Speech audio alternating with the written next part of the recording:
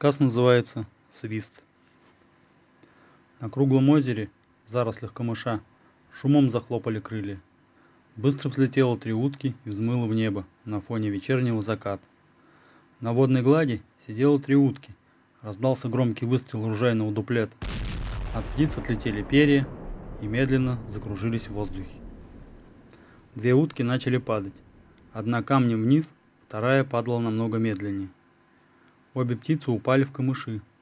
3-й утке повезло больше. Ей удалось улететь.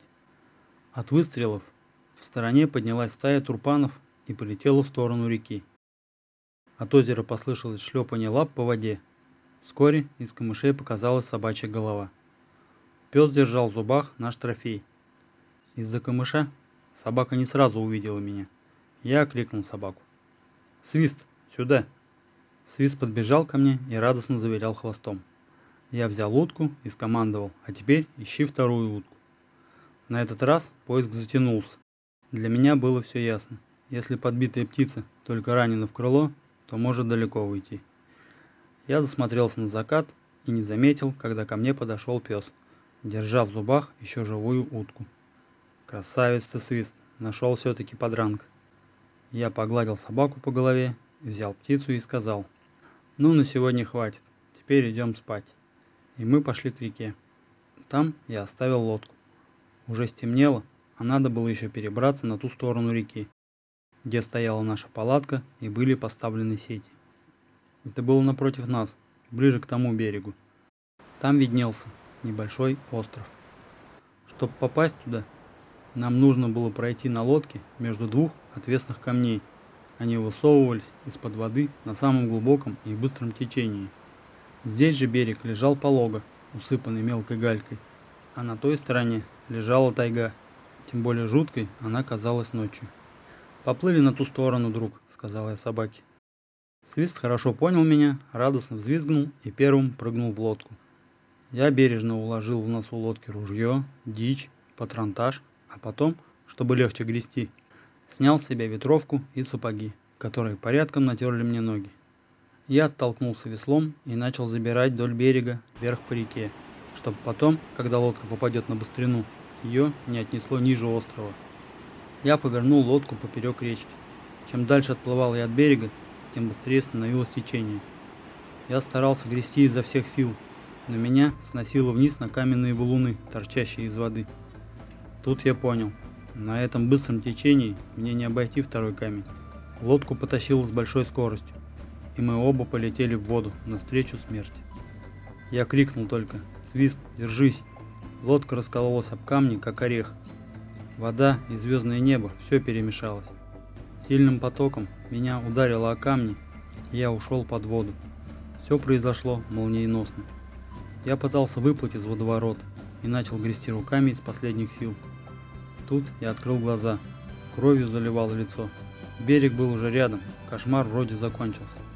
Я огляделся и увидел, что рядом со мной, фыркая и скуля, плыл Свист. Никто не мог мне помочь. До ближайшего населенного села было 30 километров. Подумав об этом, мне сделалось плохо. Вот уж не думал, что я так глупо умру. И тут я погрузился во мрак, в мертвую тишину. Когда я открыл глаза, на небе светила большая луна. Я лежал, не ощущая ни холода, ни боли. Все тело затекло. Я забыл все, что произошло. Моя голова гудела, как осиный рой. Мне хотелось снова закрыть глаза. Меня тошнило, и все вокруг кружилось и не останавливалось. Все это я уже недавно видел, но где? Всякая связь с прошлым оборвалась. Я лежал и пытался вспомнить, как все произошло. Еще недавно я плыл по реке, ныряя и захлебываясь. Я постепенно восстанавливал картину происшедшего, начиная с пробуждения на берегу и заканчивая треском разбившейся о камень лодки.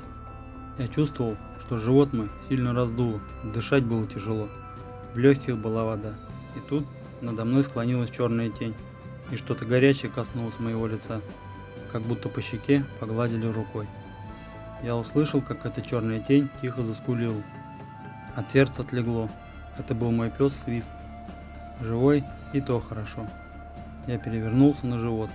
Изо рта хлынула фонтаном вода. И по мере того, как я освобождался от нее, усиливалась головная боль, настолько сильная, как будто в мозг впилась колючая проволока. В голове вертелась одна мысль: нужно выжить. Это главное сейчас. И я начал постепенно дергать одним плечом, потом другим. Окоченевшие мускулы постепенно отходили. Я собрал все силы и начал подальше отползать прочь от реки. Свист радостно продолжал лизать горячим языком мое лицо. Все движения мои были очень слабыми и медлительными, но я хотя бы мог ползти на четвереньках. Собака успокоилась и шла рядом молча. На востоке показались первые лучи солнца. Полз я долго, прежде чем решил встать на ноги. Мои ноги, даже широко расставленные, дрожали и подгибались, как у младенца, который первый раз встал на ноги. Это уже был прогресс.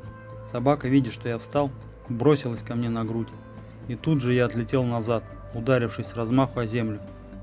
Загудело в голове, но, как ни странно, падение придало мне сил. Я с трудом встал на ноги и, шутя, сказал: «Ты что творишь, сучий сын? Добить меня хочешь?» Свист смотрел мне в глаза и вилял хвостом. Через несколько часов я уже крепко стоял на ногах и шел вдоль берега. Вставало солнце. Как будто ничего и не было этой ночью. Также над рекой плыл туман, и звонко перекликались птицы. Со свистом проносились утки. Свист мало обращал внимания на них. Он отбегал в сторону, возвращался, бегал вокруг меня, заливаясь звонким лаем. Я только сейчас увидел в зажатом кулаке клок собачьей шерсти. Как она попала ко мне?